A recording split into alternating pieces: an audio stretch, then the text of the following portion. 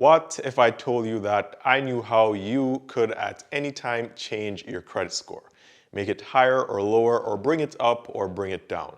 There are people who will tell you that they know someone who can get you a great credit score if you pay them, but oftentimes they're either going to steal your identity or just take your money and rip you off. So don't do that. And secondly, that's totally illegal. So unless you want to go to jail, I would suggest not doing anything like that. You can, however, manipulate your credit score easily once you know what factors contribute to your credit score and how they either make it go up or they make it lower. So in this video, I'm going to be talking about everything that makes up your credit score and how you can then use this information to either make your credit score higher or lower. And by the way, you should only want to make your credit score higher, but I'll still give you guys the information and you can decide what you want to do. Now, I want you to comment below and tell me this. What's the highest credit score that you've ever had? Was it an 850, which is the highest you can possibly get? Or was it over 800, or was it in the 700s? Comment below and let me know. Also, before I get into the details here, a very quick reminder, if you're new to this channel or you're watching one of my videos for the very first time, my name is Ian and I post videos here on YouTube every single day on topics relating to making money and personal finance. So if you'd like to see more of these videos, then give this video a thumbs up. I'll really appreciate it. And also consider subscribing to this channel and turning on all the notifications. And that way you'll be able to get the updates when I post a new video. And I'll be posting a new video here every single day on YouTube. Now, the first thing we have to talk about is what makes up your credit score. Your credit score is made up of 5 different things that contribute to a percentage of the overall score. So think of this as a pie, or maybe not an actual pie, but a pie chart. You have 5 slices. These slices are not all even though. 35%, or the largest slice, takes into consideration your payment history. So if you have never been late or you have never missed a payment, then you'll have this entire 35% of your credit score. Your payment history is actually the largest slice of this pie. So this is why it is very, very important that you never miss a payment on any debts that you have or go late on paying them. If you are on time with all payments, even if it is the minimum payment, then you have this entire slice. And remember, this is 35% of your overall credit score. So if you mess this up, you can see your credit score fall by 20 to 30%. The next slice is the length of your credit. This accounts for the period that you've had credit for. This is also important, but it accounts for less of your overall credit score. If you've only had credit for a year, then that's considered poor, and so you won't get a lot of points here. There's nothing you can change about that. If you've had credit for under 2 years, it's going to be considered poor, and this is why it's important to never close your oldest credit card, because it affects this slice. The length of your credit is not calculated by the age of your oldest or your first credit account. Instead, it's calculated by dividing the age of your oldest and newest accounts by the total number of accounts that you have. So if you have had one single credit card for 10 years, then your credit length would be 10 years. If you apply for a new credit card, then you have to divide 10 and 0 by 2, which gives you 5. If you close the oldest account, then it will show only the length of having new credit or the new credit account. So whatever you do, try to hold on to your oldest credit card for as long as you possibly can. The next 10% or next 10% slice is a mix of credit accounts. There are 2 main types of credit accounts. You have installment loans and revolving lines of credit. A credit card is a revolving line of credit, and a car loan or personal loan that has a fixed payment is an installment loan. If you only have credit cards or if you only have installment loans, then you won't get the full benefit here. Try to have both, especially when you're trying to build or to improve your credit score. This is why I recommend having a secured credit card and also a secured personal loan when you're trying to build your credit. This way you can get as much of this 10% going towards your overall credit as you possibly can. The next 10% is the amount of debt that you have taken on in recent times, or the amount of times you have pulled your credit to borrow money. Usually 1 to 4 pulls on your credit per 12 months or a 1-year period is acceptable, but if you go over 5, then it starts to negatively affect you here. So if you apply for a new credit card or a loan, that will ding your credit score by a few points, and that will gradually tend to stop affecting your credit score in 12 months from the date of you applying.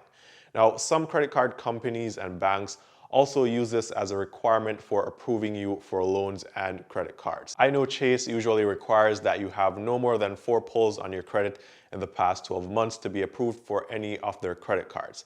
If you have to pull your credit more than 4 times, then you should plan this out so you don't make all pulls or apply for a lot of new credit all at once. Try to space these out over months so at any given time you have 1 to 3 pulls on your credit instead of having multiple inquiries in the same month. The final slice, which accounts for another 30% of your credit score, is the amount of credit that you actually use. So if you have a credit card and you have a credit limit of $10,000 and you use 10%, then this is good. If you use 30% and under, this is still good. However, if you use 90% or 100% of your credit, then this will negatively affect this slice. This is also known as your utilization ratio.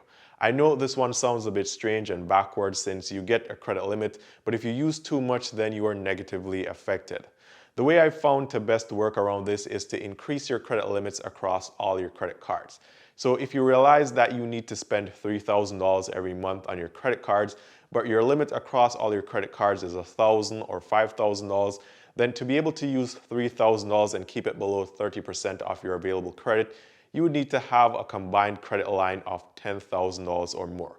So in this example, you would apply for a credit limit increase or open a new credit card account with higher limits so as to get your overall available credit to a higher amount where you can then spend what you want and keep your utilization low. So these are 5 things that make up your credit score. It sounds very easy, and it should be once you take the time to think about how any new decisions will affect any of these slices from your credit. Now, before I end this video, let me leave you with a couple tips that I have, and I have other videos on these as well. If you want, you can go and watch those videos in detail, but you want to always, 1, keep your oldest credit card account open.